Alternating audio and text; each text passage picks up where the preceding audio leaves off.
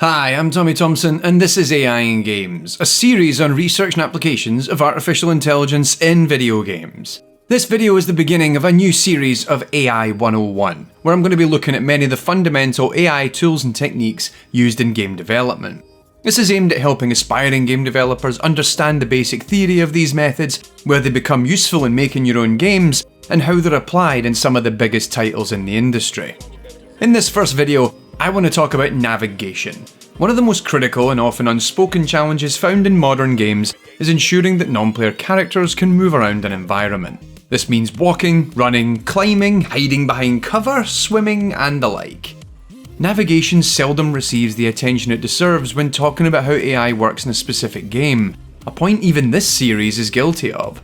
Despite this, faulty navigation and character movement is arguably one of the easiest ways to break the immersion of a game.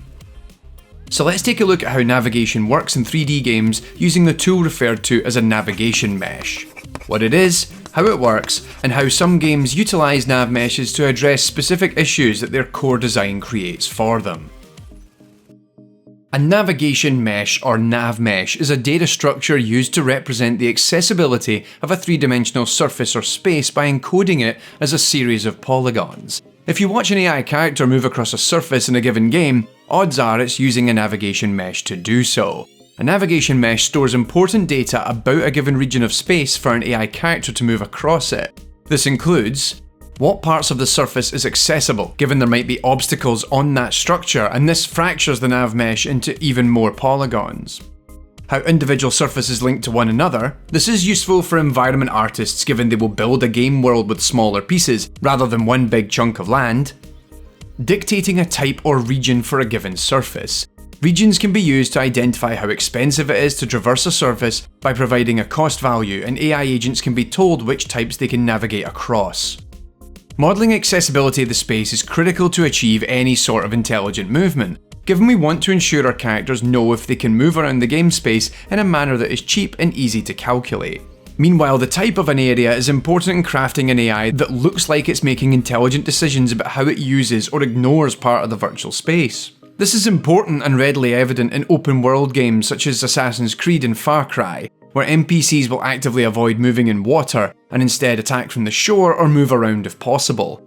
Meanwhile, using costs to make regions more expensive than others can be useful for making characters prioritise surfaces such that their behaviour is in keeping with expectations. A great example of these expectations is the civilians found in Grand Theft Auto, who we expect to walk along sidewalks and use signal crossings, rather than just wander about on patches of grass and cross the road wherever they like. Although if Rockstar ever decide to make a GTA in Glasgow, they could probably throw out these restrictions.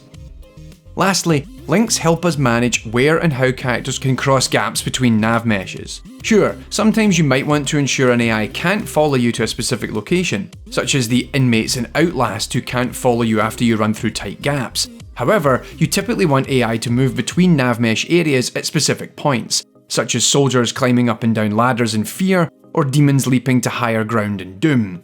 Links dictate where and how this can happen, and is often heavily tied to an animation that should be played whilst the link is traversed, a point I'll return to in a future video. As mentioned earlier, navigation is often the first point of failure in a game's AI, and it's readily apparent when it's not working. Sources close to the development of Doom 2016 revealed to me that the Snap Map system, a pretty cool map and mode creation tool, was consistently broken during development right up until launch, and this was largely due to nav mesh integration issues. Plus, bugs in behaviour in a lot of open world games such as Watchdogs and again Assassin's Creed have often stemmed from navigation issues, or failing to address how to compensate for limited movement capabilities. However, before I get into the fun ways navigation is utilised in game design, let's sidestep into how nav meshes are typically adopted in gaming, and where they come from. The history of navigation meshes stems back around 20 years, as in-house 3D engines arose in the late 1990s. The actual tech and theory behind it stems from robotics research from the 1980s, where back then researchers were faced with how to get a robot to move across a real-world space after being given accurate map data. Some of the early days tech, such as meadow mapping or Voronoi tessellation, which take a space and break it up into polygons like so, is the cornerstone of how nav meshes are built today. Once a space like this is broken up, An AI can then use a search algorithm to plot a path through the space and optimize it to become more natural. One of the largest moves forward in defining navigation tools for games can be found in 1999's Quake 3 Arena, which uses a navigation system called the Area Awareness System. The AAS, for short, scans the game map to create convex hulls that define walkable regions, and it simulates movement such that it can identify how and if agents can move between these regions and allows for custom areas and navmesh links to be established. This principle has largely held consistent, with the likes of Mikko Mononen's open source projects Recast and Detour approach the problem in a similar manner. This consistency, plus how critical basic navigation is to even the most basic behaviours in 3D video games, means it's one of the few AI technologies commonly provided in commercial game engines such as Unreal and Unity. Each engine has its own way in which it allows users to define and customize them, but the core logic is largely consistent, with Recast being the basis of the Nav Mesh systems in Unreal Engine 4. Navigation meshes are typically built or baked in advance in-engine during development and are stored as data as part of the level files. Designers and programmers would build navigation meshes in their engine of choice during development. However, this presents a problem, given that whether an area is accessible or not might not hold true in an environment once gameplay is underway. Even something as simple as another non-player character moving through the space can violate the integrity of the navigation mesh. But this is often handled with tools that identify them as moving obstacles that you should avoid. But what's worse is when the topology of the map has been fundamentally altered when parts of the level are changed, disabled, or outright removed. As stated, nav meshes are baked in advance because they're an expensive thing to do that could impact performance. However, nowadays, most game engines do allow for rebaking of a navigation mesh at runtime, but despite this, it's still a time-consuming and relatively expensive process. So let's take a look at how some games use nav meshes in clever ways as part of their core design, as well as some of the problems faced along the way. While nav meshes are critical to achieving basic behaviour and movement, sometimes we can find clever ways to exploit them for the purposes of the game's core design. So let's take a look at some fun and often pragmatic examples of how games work with and around nav meshes in AAA games. First up, let's talk combat behaviour, knowing where to go in the world and how best to get there. A great example can be found in my recent case study on Doom 2016, where the exposed cover system aims to have demons deliberately position themselves on the nav mesh in an effort to maintain the player's line of sight. Not just so they can attack you, but also help the player make a decision on which target they're going to move towards next.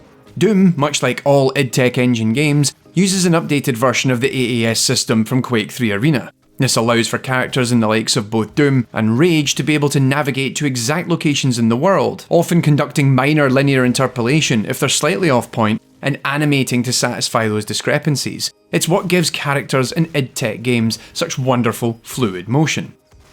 Meanwhile, Alien Isolation, another well-known game on this channel, utilises the navigation mesh not just for basic movement, but for sensory data as well as in-game behaviours. Air vents in Alien Isolation act as locations for the xenomorph to enable front stage mode, where it wanders around the local area trying to find you, and uses the nav mesh for realistic navigation. The air vent is actually playing an animation of the alien crawling out of it. Then the AI in the alien activates at the end of the animation. However, this is all an elaborate fiction, because when the alien is in backstage mode, it isn't crawling through vents above you, it simply disables its renderer, colliders, and attack behaviours and moves around the nav mesh randomly in straight lines with long stops to make you think it's doing something intelligent. So when you see it move above or below you in the vents, it's actually just walking through you, only it's invisible, can walk through walls, and can't hurt you, which actually makes the game sound even scarier.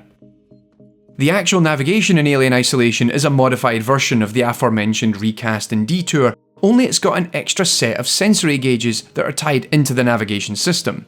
The noise players make is passed through the navigation system to the alien, such that it can properly understand whether it would actually be able to hear the noise and pinpoint its location. In fact, a source once told me that at one point they experimented with having the alien be able to smell you, but it was too difficult to quantify in-game for a player to understand it. Lastly, when the alien goes to kill you, it has to sample the navigation mesh to ensure that the execution it's about to play fits into the physical space. This ensures it doesn't try and conduct a death animation such as this one in a tight room where ultimately it would be clipping through walls. Next, let's consider some open world games. In Tom Clancy's The Division, the manner in which non-player characters move through the environment and interact with cover is dependent on their class and faction, with some sprinting to cover and laying low as best as possible, while others will stay in the open to provide ample targets for players to prioritise. However, despite this strategic play, NPCs are limited to specific regions of the map for both story missions and in the open world. They're not permitted to run too far from their original spawning location so as to manage the experience, otherwise players could wind up creating a conga line of thugs chasing them from Times Square all the way down to 22nd Street. This same consideration is extended to the Far Cry franchise, with non-player characters including wildlife only ever spawning onto a navigable surface within a range of around 250 meters of the player. This provides ample space within which to create interesting puzzles for players to solve, but also manages resources such that the game isn't wasting CPU power on processing AI that are miles away. Lastly, Left 4 Dead breaks up the navigation mesh into chunks and constantly monitors which regions players are standing in. This is done to allow the director AI to calculate ideal spawning locations for mobs and special infected, such that they're both local to the team, but outside of your field of view. You can actually see some of this happening in-game if you enable the debug tools in an offline match. However, it's not just enemy characters that are heavily reliant on nav meshes for core design. Companions in a variety of forms also heavily utilise these tools to know where to go and how to operate in proximity of the player.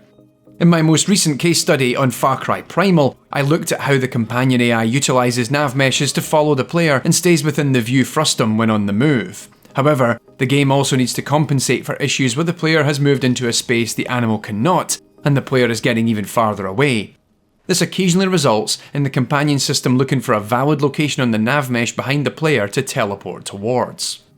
Meanwhile, a similar problem arises in Tom Clancy's Ghost Recon Wildlands, where the player has 3 AI companions that assist them in combat when playing offline. To keep your team following your lead during stealth incursions of outposts, the player character drops breadcrumbs onto the nav mesh for the teammates to move towards. Plus, in much the same behaviour as Far Cry Primal, in the event companions need to be close to the player, but the current circumstances don't permit it, the game will search positions off camera for the characters to spawn onto. This is particularly important should the player be downed and close to death and needing that all-important revival after going off and fighting an entire encampment by themselves. Silly humans. Plus, for companions, it's sometimes vital to constrain the space within which they navigate. BioShock Infinite adopts a principle known as the critical path, whereby companion character Elizabeth will only move towards and engage with interactable objects that are between the player and the next objective, provided they fit on the critical path. This allows for her to express herself in a variety of ways, but in a manner that ensures players actually pay attention. Lastly, let's talk about rebuilding navigation meshes. It's not always an easy process to integrate into your game's core design, with a great example found in Ubisoft's Rainbow Six Siege. In the game mode Terrorist Hunt, AI opponents need to navigate an environment that's constantly changing thanks to Siege's procedural destruction system that allows for surfaces to be destroyed in a variety of ways. Siege has to be ready to rebuild the navigation mesh at any point in time, while maintaining performance as an online multiplayer running at 60 frames per second. As detailed in Julien Leroux's 2017 GDC talk, Siege doesn't calculate destruction changes in real time, it actually pre-calculates them before they happen.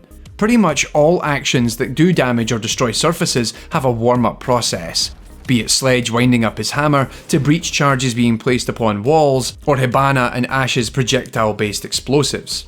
As the player starts the animation, their instance of the game spools off a separate thread of execution that calculates how the surface will be broken, as well as how that region of the navigation mesh will behave after that surface is damaged, updating whether it's fully accessible or if nav mesh links have been created or destroyed. This is then synchronized into the main game thread and pushed to server to replicate for others at the point of destruction. This means that as soon as the dust is cleared, there's not just a hole in the wall, but the AI now knows whether it can climb or shoot through it.